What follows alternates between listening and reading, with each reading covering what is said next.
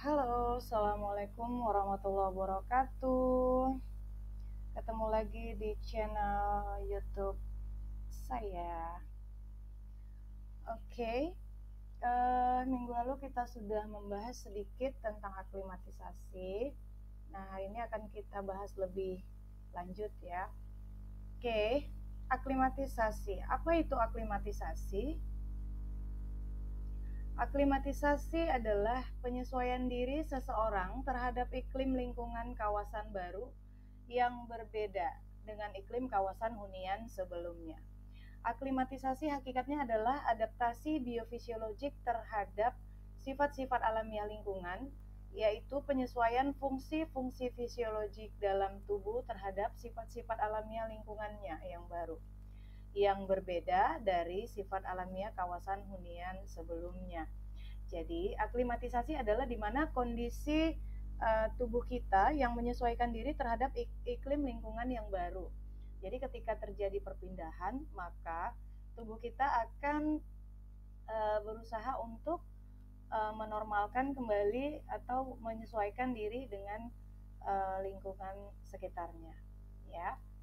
Nah, selanjutnya apa hubungannya olahraga dengan aklimatisasi? Kita tahu bahwa kegiatan olahraga tidak mungkin dilepaskan dari lingkungannya, ya. Pengaruh iklim, khususnya suhu dan kelembapan yang lebih tinggi, sangat buruk pengaruhnya terhadap fungsi biofisiologik tubuh, sehingga orang yang belum beraklimatisasi dengan baik terhadap iklim dan lingkungan yang baru akan mengalami perubahan fungsi biofisiologik atau fungsi secara fisik dengan cepat. Fungsi penurunannya akan cepat ke arah yang merugikan, bahkan dapat ke arah perubahan patologik yang dapat membahayakan ke kondisi tubuh seseorang ya. Nah, main konsep oleh karena itu pada olahraga aklimatisasi terhadap lingkungan, khususnya lingkungan yang lebih panas dan lebih lembab dengan segala permasalahannya sangat perlu dipahami secara lengkap ya.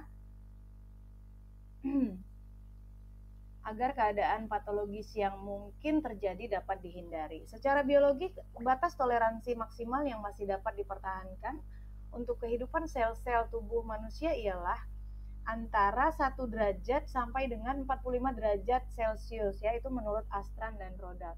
Jadi batas toleransi yang bisa ditahan oleh sel-sel di dalam tubuh kita yaitu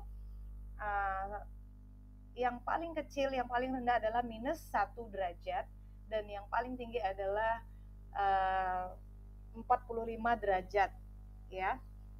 Nah, ketika suhu yang terjadi di lingkungan kita berada di bawah rata-rata atau di atas rata-rata, maka akan terjadi kerusakan sel yang menyebabkan fungsi dari tubuh kita itu tidak akan maksimal seperti biasa.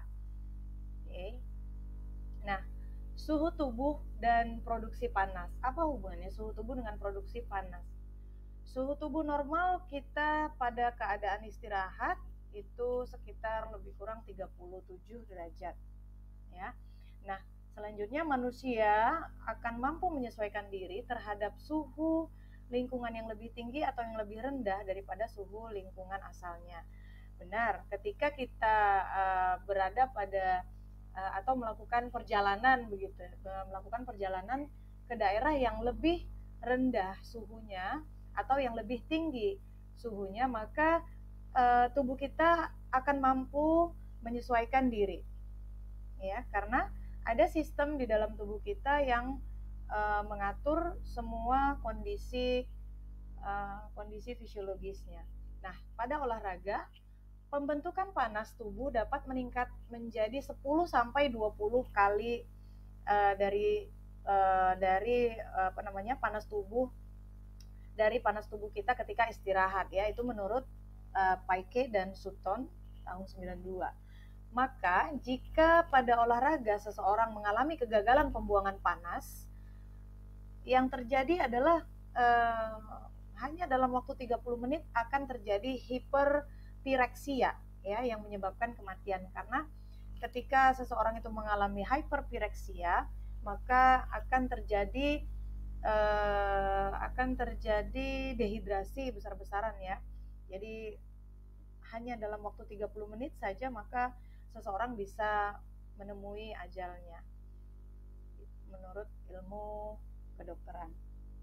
Nah, produksi panas terjadi karena adanya proses metabolisme yang menghasilkan energi untuk berbagai proses kehidupan di dalam tubuh.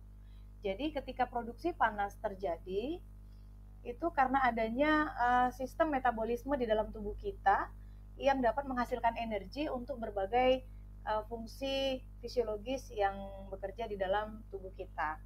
Nah, termasuk yaitu diantaranya ada kerja syaraf, sistem kerja syaraf, membentuk zat-zat baru seperti vitamin mineral yang dibawa oleh darah merah untuk disalurkan ke seluruh tubuh. Ya, juga untuk mempertahankan kondisi suhu tubuh itu sendiri. Nah, pembentukan panas yang terpenting dalam tubuh adalah otot ya. Pembentuk panas yang terpenting dalam tubuh kita itu adalah otot. Maka semakin lama dan semakin berat kerja otot atau fisik, maka semakin besar pula akan memproduksi panas ya, seperti itu.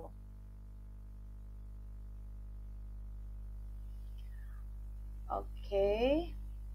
Nah, oleh karena itu kalau kita mau menyelenggarakan satu event atau satu jenis pertandingan olahraga atau kejuaraan olahraga yang berat dan memerlukan waktu, olahraga itu memerlukan waktu atau durasi yang lama seperti maraton, lari lintas alam, sepak bola ya.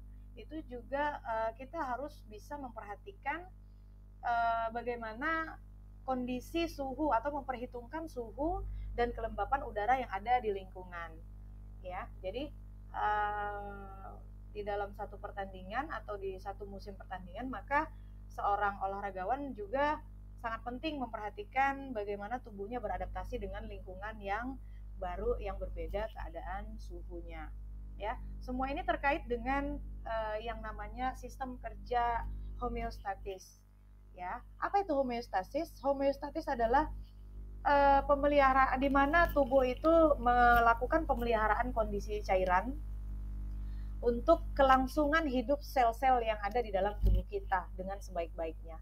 Maka agar manusia tetap dapat menampilkan kemampuan fungsional yang terbaik dari fisiknya, maka dalam aspek fisik maupun aspek psikis ini akan sangat dipengaruhi oleh sistem kerja sel. Ya, jadi ketika tubuh kita itu dalam kondisi tidak baik-baik saja atau dalam keadaan yang belum bisa menyesuaikan diri dengan lingkungan yang baru, maka itu akan sangat mempengaruhi kerja fisik kita maupun psikis kita. Maka tidak akan bisa bekerja dengan baik atau beraktivitas dengan baik ketika kita itu dalam keadaan yang belum sesuai dengan keadaan iklim yang harus kita sesuaikan. Begitu. Nah, saya rasa itu saja pembahasan untuk aklimatisasi hari ini.